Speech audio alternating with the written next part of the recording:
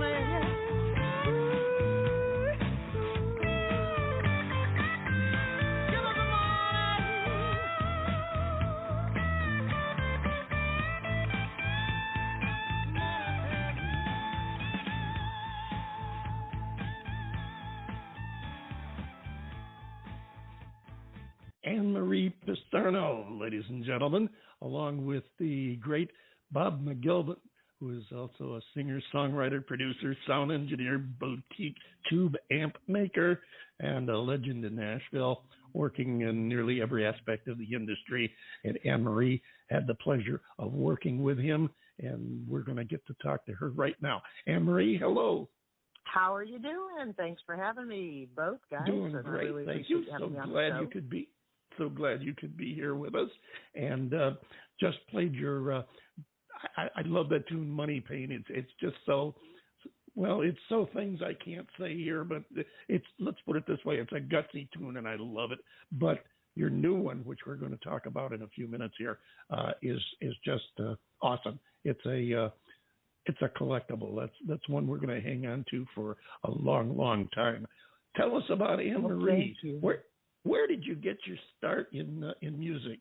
Well, I've been singing ever since I was a kid, and I just keep learning. No matter how old I get, I just keep trying to add to everything I've learned. So as a kid, I played piano and guitar and wrote prolifically. And as I got into my teenage years in high school and college, I did theater, drama, choir, speech. I just loved performing because I was actually a pretty shy, quiet kid. So my teachers really encouraged those talents. And I also was artistic, meaning drawing and painting, and wrote stories and poems. And I did, I was just so encouraged that I kept going and found where my voice was. So as a result, in college, I got into music and I started developing my comedic talent and doing, of course, live theater and singing, dancing, acting. And it just kept progressing from one to the next. It just kept progressing. And ended up getting a professional theater job and doing dinner theaters for several years, cruise ships, bands, Disney World, Busch Gardens, and sometimes it'd be comedy, improv, dinner theater, bands of every genre. And so I just kept going to the point to where I'm at about now.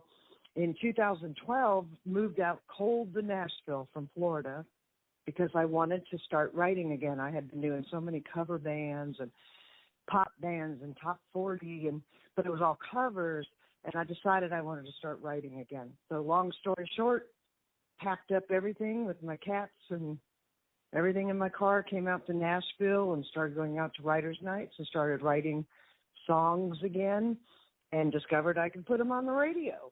And then I discovered I could make music videos, and it just kept going on. And so here I am. I'm an independent artist, writing my music and producing them with the fabulous musical arrangements of Bob McGilpin. He definitely is a true gem, not only a great producer, but a friend and really a great collaborator. When I bring him my little demos, he makes them magical. That is so important. Yeah, absolutely. And I can relate from what John and I have done with this show to what you're doing. We were in radio, both of us, for a lot of years. As a matter of fact, we met in Florida radio in Tampa, and we just got the bug here, what was it, about 8-9 years ago, and said that, we really missed radio, but commercial radio today, it's kind of like a vacuum cleaner. It kind of sucks, and we didn't want to, there was no sense even trying to get back into that. We just decided to do our own thing. I said, hey, with the internet, we can do whatever we want, and people will either listen or they won't, and we don't have to be beholden to anybody. No corporate sponsor is going to come in and say, oh, you can't do that, or you can't say radio sucks, stuff like that. We just do our own thing, and we kind of gravitated to doing the indie artist thing. I especially love doing the emerging artists, the ones that are on their way up, and listening to their perspective, how they look at it, what they're doing to make it and everything. And then we balance it with some experienced artists so that the emergents can get a feel for what it's like and what people like you who have been in the business really feel about what it took to get you there and how you feel now that you are there. And I have only one quick question right on this subject to ask you. And after listening to your litany of what you have done and what you do, what don't you do? Well, I definitely have a lot of experience, but I ain't got no money. I got money pain. It took a lot of eating a lot of eggs and tuna and toast and being poor and sleeping on the floor to get to where I'm at. But I don't know. I think you have to constantly be willing to learn, and I do. I mean, I Google, how do I do this? Or video editing. I used to make little promo videos, but to really edit a music video, I think each one's starting to come out better and better. Money Pain was my first music video that I actually tried to do. Really? A music video, and then colorblind.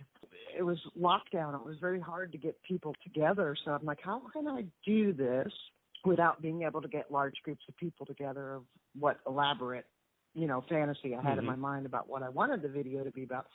So I thought, well, how about I just be different characters in the video? So I filmed everything myself, edited everything myself in colorblind, and produced it all myself. And I'm like, dang, I'm good. But really, it fit the message well, because as far as colorblind, it had the characters of a queen and somebody trying to keep law and order, and a vigilante and a good witch and a sorceress, and, me and these different personalities that told the story of really the colors of people's characters. And Money Pain does show Bob McGilpin in it, but we couldn't get together. He actually wrote Money Pain, which is a fabulous song, but one song I did not write, and asked me to sing on it. And, of course, I said yes. And we were able to record in studio, but once it came time to the video, that is right when the whole shutdown happened. And so we decided to try and come up with an inventive way to tell the story of working musicians and just the working class, and how were we going to do it when we couldn't be in the same room together. But what's even funnier is a lot of people say, wow, you guys have a lot of rapport, and we were never in the same room. So he filmed his clips, I filmed mine, but we have such a great connection and working relationship after him doing about 10 of my single releases now, that we really kind of know the flow and the humor, and he's just such a great guy, and I think he really even made that video fun for what it was. And the music, that's one of my favorite songs, and it's done very well too on the indie radio charts.